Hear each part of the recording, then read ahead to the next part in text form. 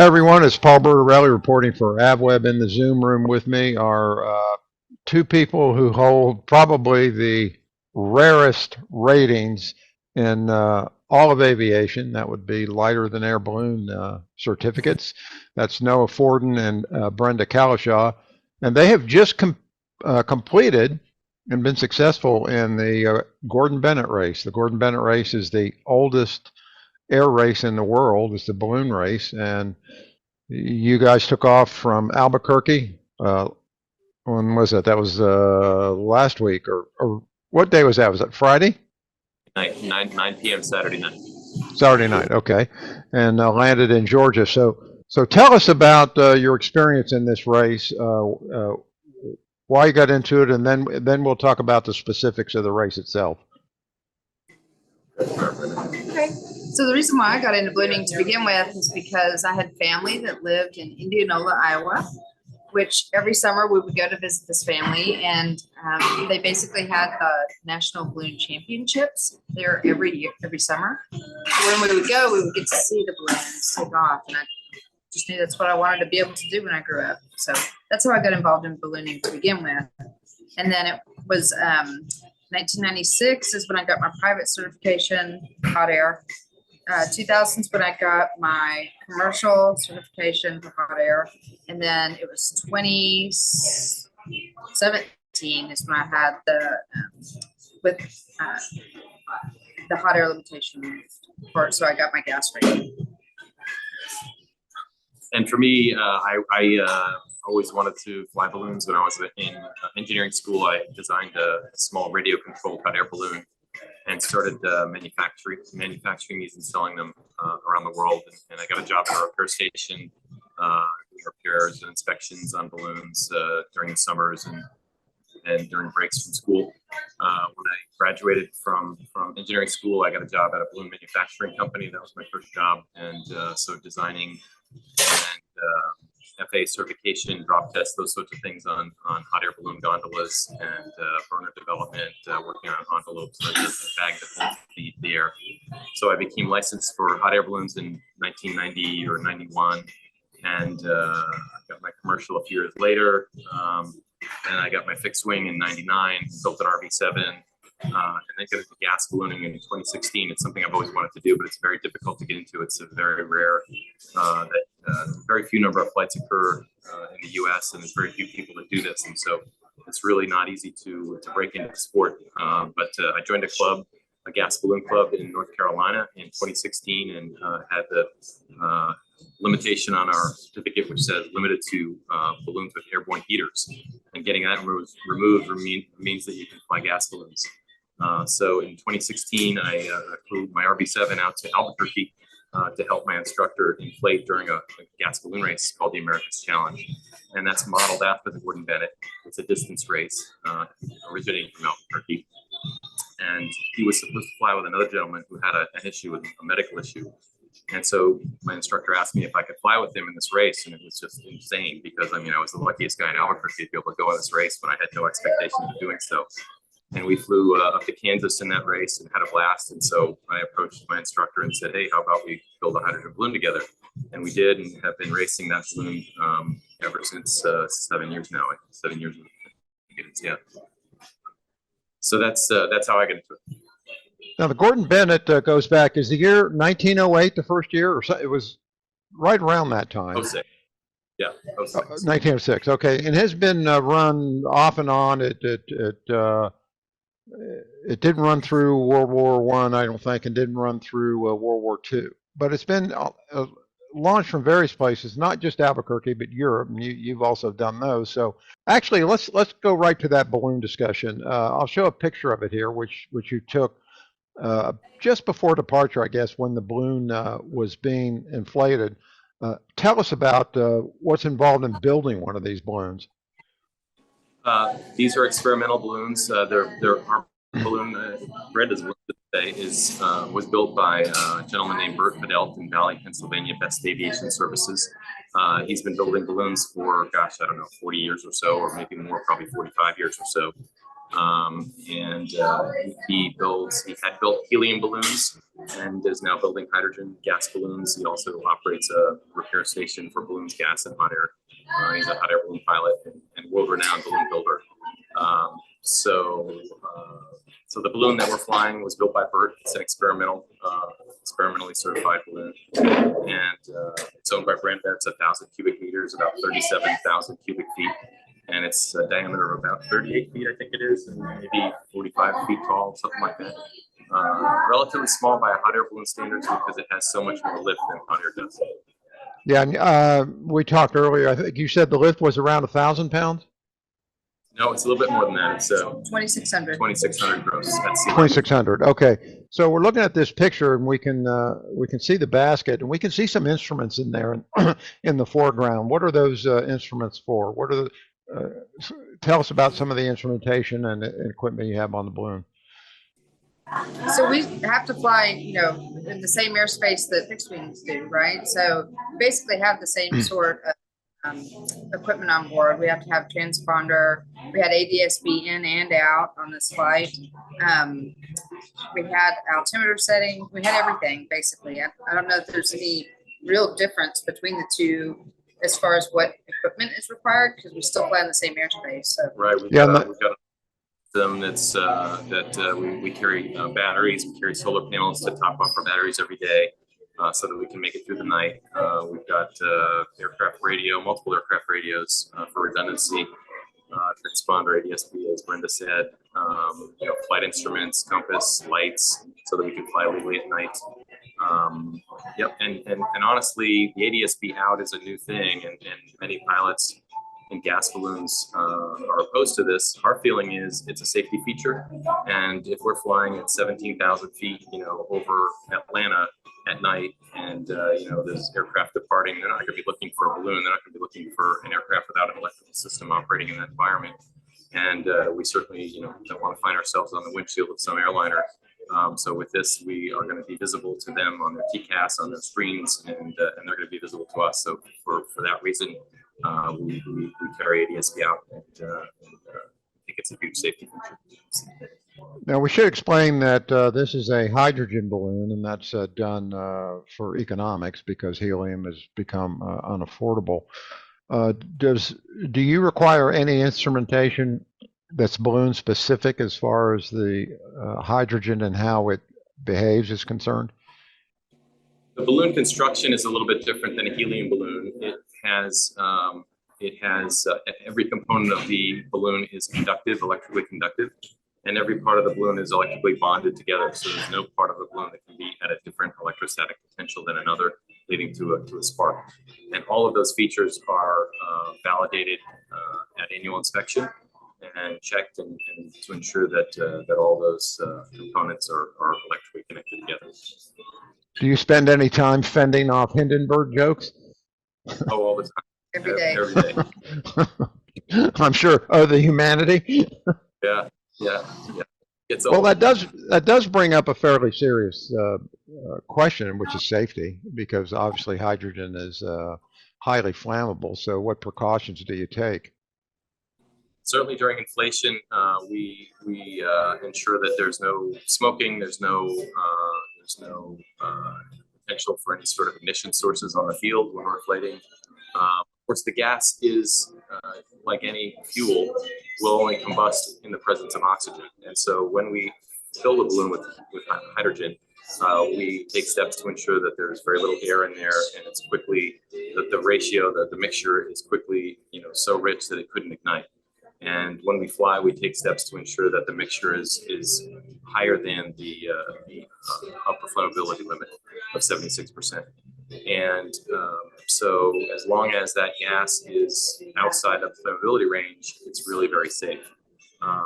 You know, when you're deflating the balloon at the end of the flight, which we tend to do in very remote places in fields away from any kind of population centers, when the gas does come out of the balloon, there is mixing with air, and that's really the most dangerous time for the hydrogen aspect of it. But we're on the ground, and you know, at that point, the safety is much less.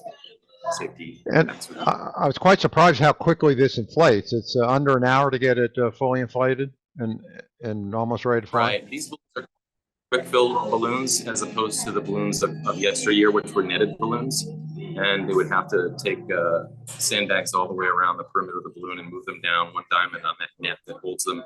And it was a very long process, sometimes many, many hours. And of course, in the olden days, they would make hydrogen using sulfuric acid and iron filings, or hydrochloric acid and iron filings. So it's a much quicker thing now. It's a quick fill balloon, and it's much safer to do it quickly. The time that the balloon is partially inflated, it can be impacted by surface winds and moved around on the field. And so the quicker you can get it, filled and underload and sandbags under it, becomes very, very stable. So even in high winds, it's going to stay very, very rigid on the field and be very stable. Now I'll show the tracking history here from the app. All of these balloons were tracked, and they've got ADS-B, so they've got good target data. And it shows the and I'll speed this up. It shows the entire transit coming out of Albuquerque. Looked to be a little slow. You went north first for a ways, and before you started east, and that turned out to be a good thing, I guess. Yeah, so we had a couple of different strategies. Honestly, almost always coming out of Albuquerque, there's two different strategies. Sort of the two generally rule of thumb strategies that are out there. One is to go high quickly and go over the sandias, which requires you to be at least 11,000 feet MSL. And then also the other one would be to go up north and around the north side of the mountain, so around Santa Fe. And so fortunately, we were able to go the north, which is what we planned on doing. The winds were actually a little bit faster than what we had been told they would be based on our meteorological data that we had, which was a good thing. We were able to actually go around and then only have to climb a little bit to get over one section of the mountaintop. And then after we got there, we were able to descend and go down into a valley, which was perfect. It kind of jettisoned us out in front of the pack.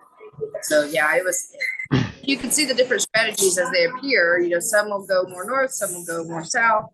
It just depends on what they think is going to get them to their final destination the fastest, or the farthest the fastest.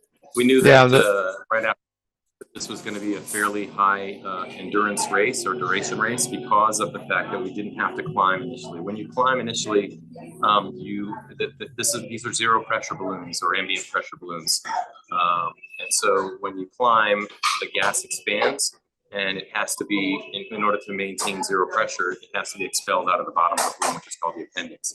And so if you climb upon departure, you're dumping sand over the side to lighten your load. The gas is expanding as you climb, and that gas comes out the bottom of the balloon is lost. And that means that your capacity for the rest of the flight is very much reduced. So if the wind is blowing us directly east out of Albuquerque and we have to climb over Sandia Peak, again, quite high, we're expending a lot of ballast, a lot of resources, a lot of hydrogen very early in the flight, and we're going to have a much shorter flight than if we're able to do the profile that we did, having a southerly wind taking us to the north where we're able to stay low, we're able to conserve those resources and hang on to them to get a longer flight.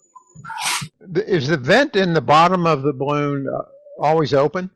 It is not. We have the capability of closing that, and we do open it when we are climbing so that the gas will expand, so that expanding gas can escape out the bottom. But we want to keep it closed when we're descending, or so the maximum height you're at in a flight is called the max pressure altitude that you've been at. And when the gas is at when you're at that pressure altitude, the gas is fully expanded and the envelope is completely full. And when you descend from that height, you generally want to close the appendix, close that valve at the bottom, such that you're not introducing air and making the mixture flammable. So if we're below that max pressure altitude, generally we want to have that appendix open. Closed.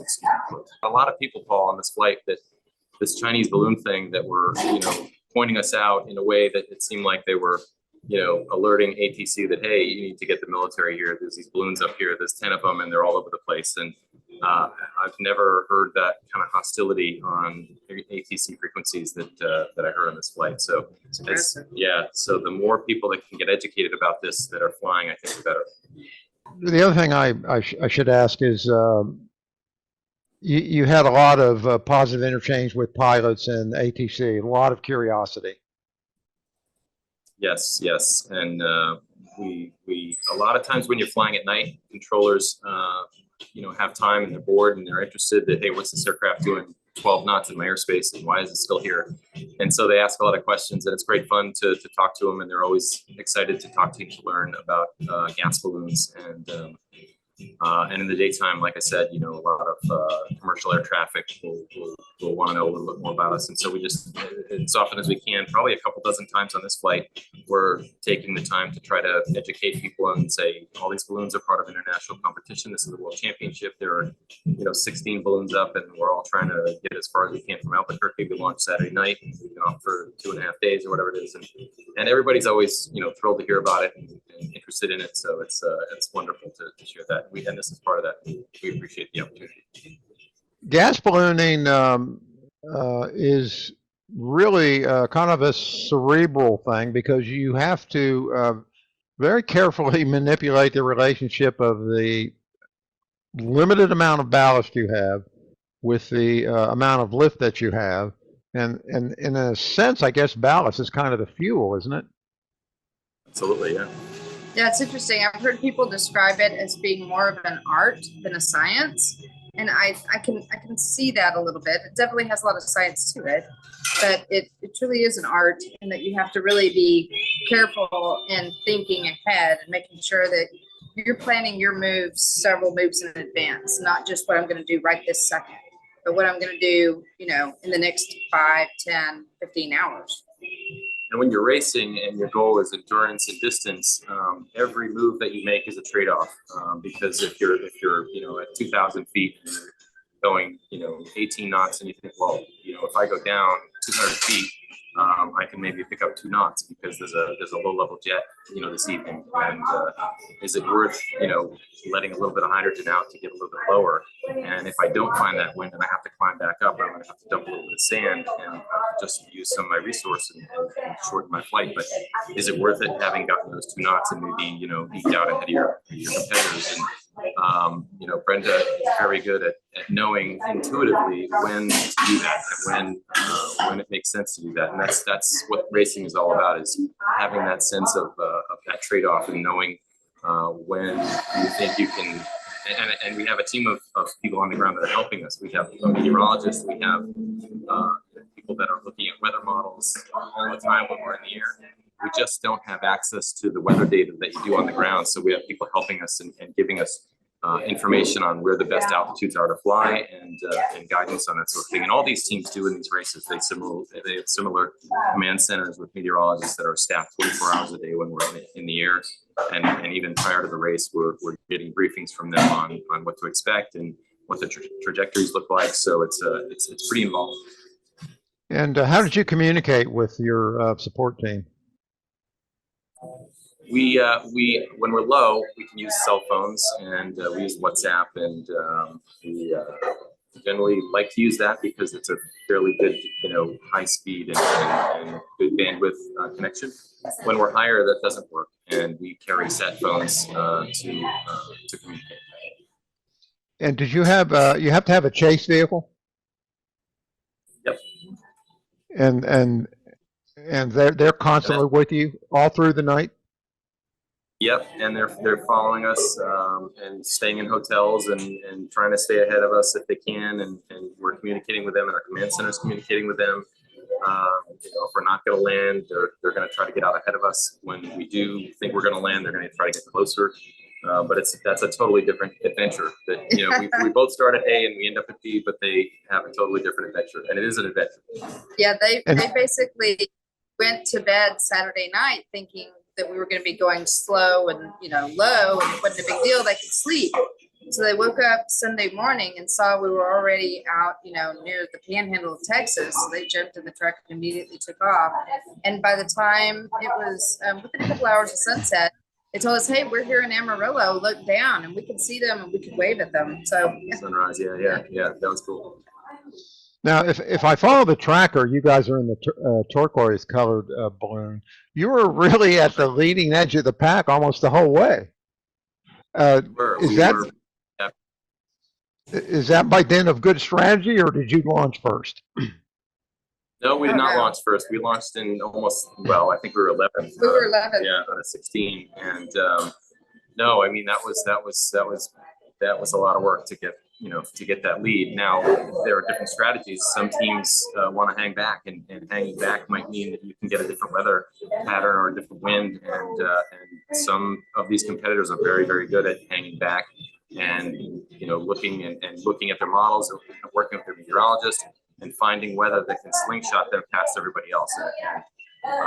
Or if you're racing as fast as you can to get to the coast and sunset comes, you really don't want to land at a time that's at night. It's very unsafe to land at night. And during the middle of the day, you get thermals, and that's a lot of instability. So generally, you want to be very high in the middle of the day to avoid thermals. The best time, really the only safe time to land a gas balloon is a couple of hours after sunrise or a couple of hours before sunset, somewhere in that window. And so if you're arriving at the coast at midnight or at 4 a.m., you got to back off from that and say, okay, if I land at sunset, that 2 hours around sunset, that might put me 120 miles before the coast. And if I slow down, that means I can, or if I go faster, if I slow down, I can, go an extra day and land there the next morning. So all of these factors are constantly in play by the whole team, analyzing this and ultimately providing us direction on what to do and discussing the strategy with us to come up with the best way to get the most distance and win. Yeah, for us, when we launched, we actually had a couple of different things that had happened. So one was there was an issue with the hydrogen provider, which caused us to have to move our original location where we were going to set up everything up and get our fuel. So we had to relocate everything. And then after we did that, we ended up finding out that a lot of our ballast, when they picked it all up on a forklift and went to bring it over, all of our sandbags, they had been knocked over. So we had several challenges just in trying to make sure we were launched in the correct order, because according to the Gordon Bennett rules, you can actually defer and say, no, I can't launch right now, I'm not ready. And they'll give the opportunity to launch last, but we didn't do that. We went ahead and pushed through, made sure we were all safe, had time to do all our checklists, got everything done, launched 11th.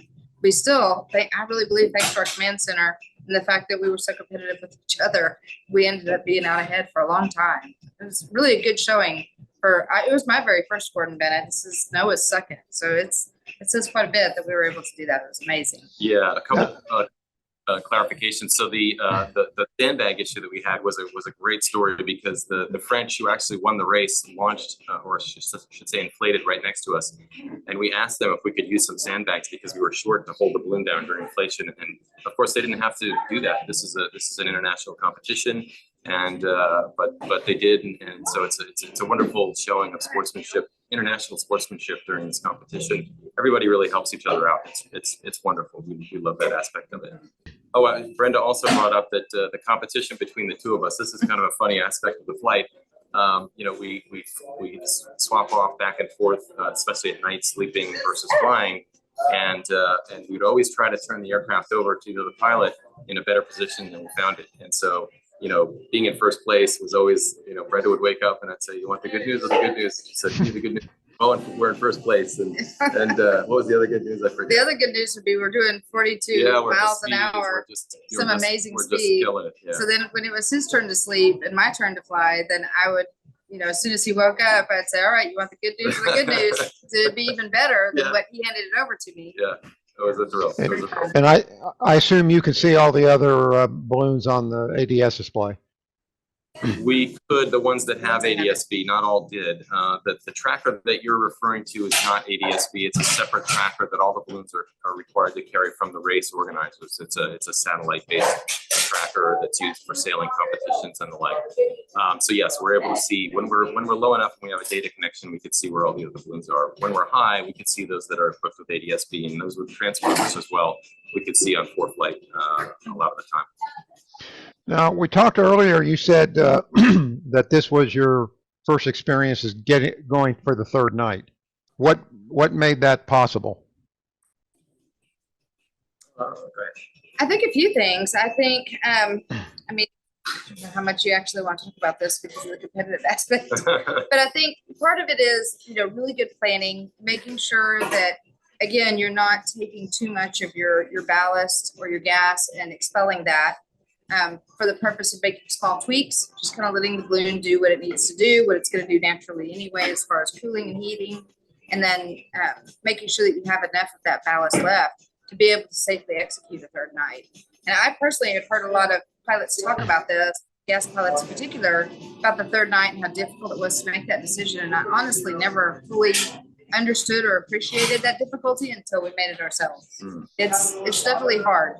It's gas balloon flights that are long endurance are very, very trying. If you think about it, the longest commercial flight in the world is about 17 hours. And if you've made a flight, across the Atlantic or the Pacific, these long flights and how challenging they are, how uncomfortable it can be. And you're in this aluminum tube and you're getting served drinks and dinner and you can sleep. And we're out in an open basket. We're in the elements and it's cold and you're, wearing warm clothes and trying to stay cold and trying to stay warm and trying to swap off sleeping. And it's very trying. It's an endurance thing. And as time goes on, the harder it gets. And by the time you get to the third night, fatigue can really start to take hold. And, Brenda and I talked about this weeks before the race, that the key, in my opinion, to being able to go for long duration, long endurance, is to be comfortable.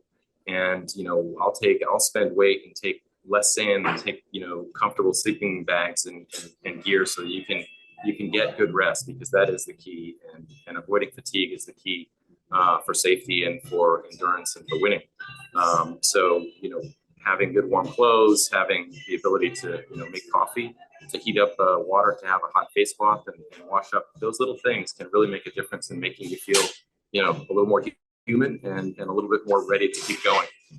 So yeah, that made a big difference in this race. Some of those things. And we should note here that the total distance was 2,224.62 kilometers. That was from Albuquerque to a point about 80 miles west of Savannah, Georgia, and the total time around 65 hours. And you finished fourth. The leading balloon made it all the way up almost to the North Carolina coast. Right, I'm sure they were targeting Kitty Hawk, and I think the second balloon probably landed, and they said, "Okay, we'll call it quits now." Yeah, because they didn't go for a fourth night, did they? They did.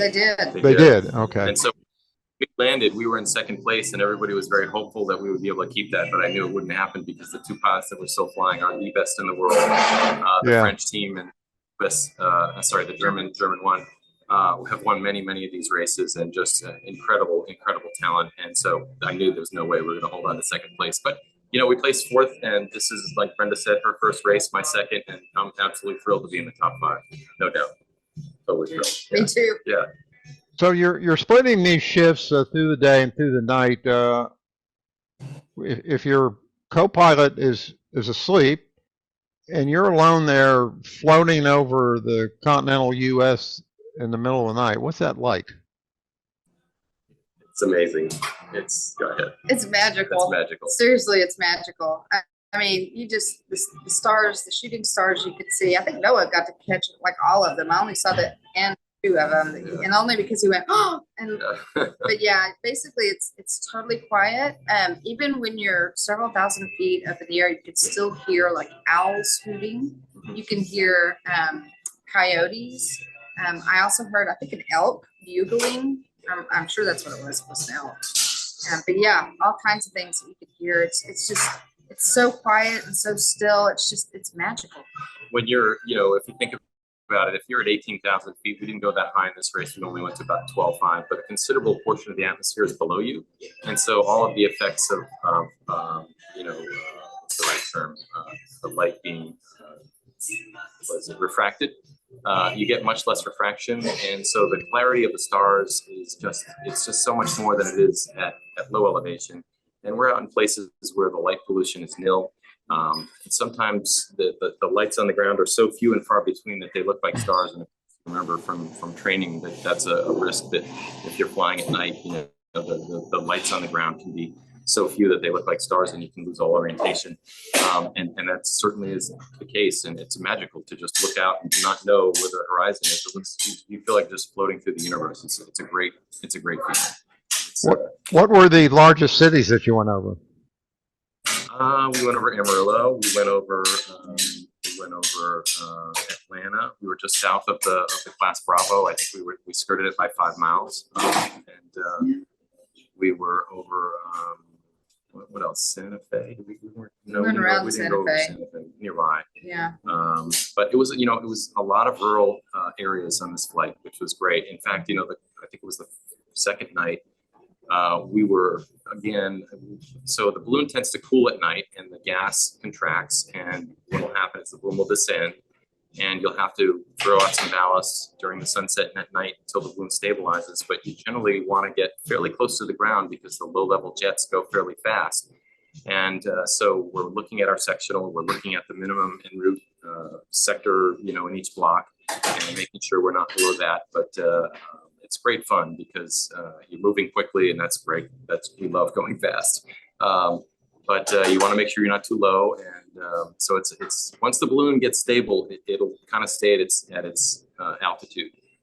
We found a canyon, a river canyon. I think it was like the second night, and we tried to get as low as we could because the wind will accelerate through that canyon, and that's what shot us out into first place.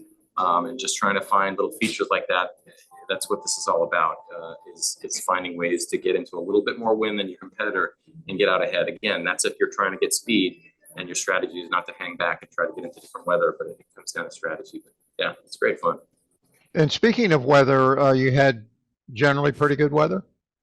We had unbelievably good It weather. was amazing. Yeah, It was high pressure across the whole United States. I don't remember the last time I have seen that when looking, forward at weather. Yeah. The whole United States. It's amazing. Yeah, I mean, being able to go 3 nights, 3 days, and at the end of that, be able to have a landing that was, fairly slow and light winds. A lot of times you get to the end of these races, and we've both had races where we're looking at 30, 40 knots and 1,000 feet above the ground, and hopefully a little bit less on the surface, but very challenging landings, and having to execute them perfectly so that you're not going to injure yourself and your co-pilot. But it's much more relaxed during this flight because we didn't have those conditions. So it was wonderful. Can you fly in cloud legally? Not flying cloud, we're limited to VFR only.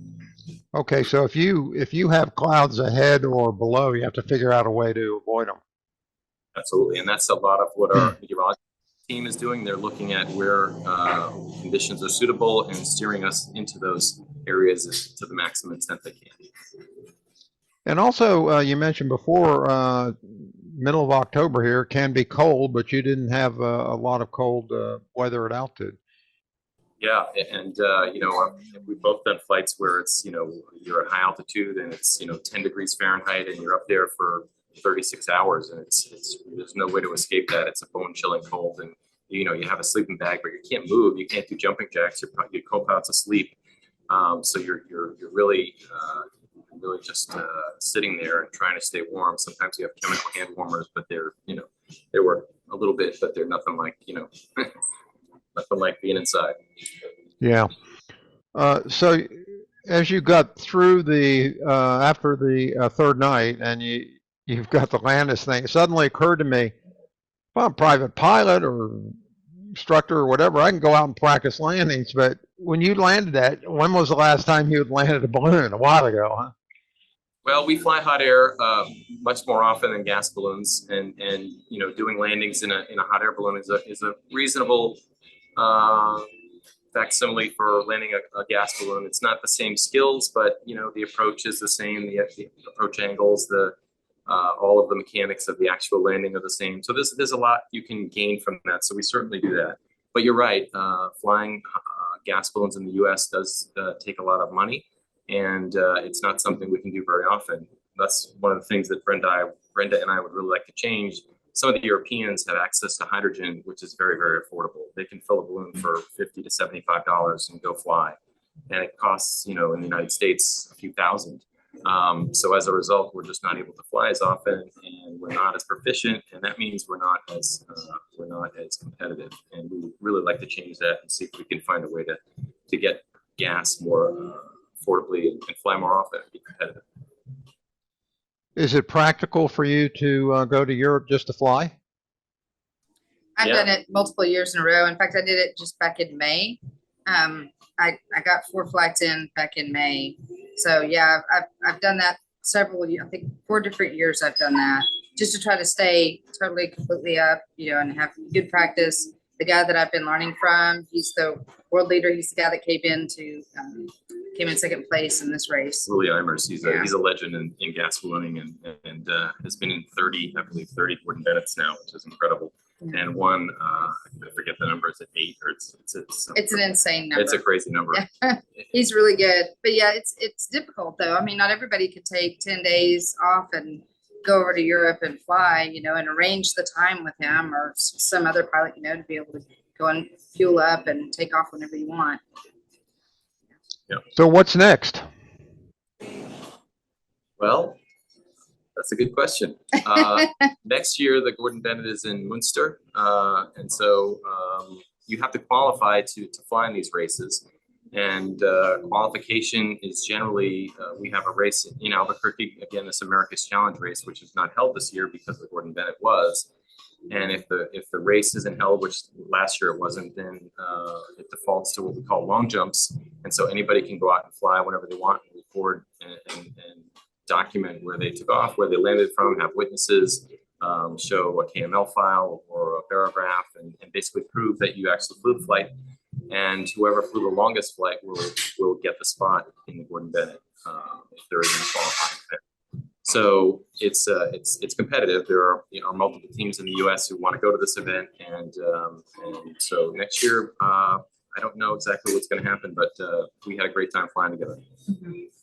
Well, it sounds like you did. It's a really fascinating story, and I appreciate you taking the time to do this. We actually had to do 2 interviews because the first one kind of got tanked by low bandwidth. As Chief Dan George says, sometimes the magic doesn't work, but I think we got it this time. Mel Forden and Brenda Cowlishaw, thank you very much, and congratulations on your good performance in the Gordon Bennett race. Thank you so much. Thank you.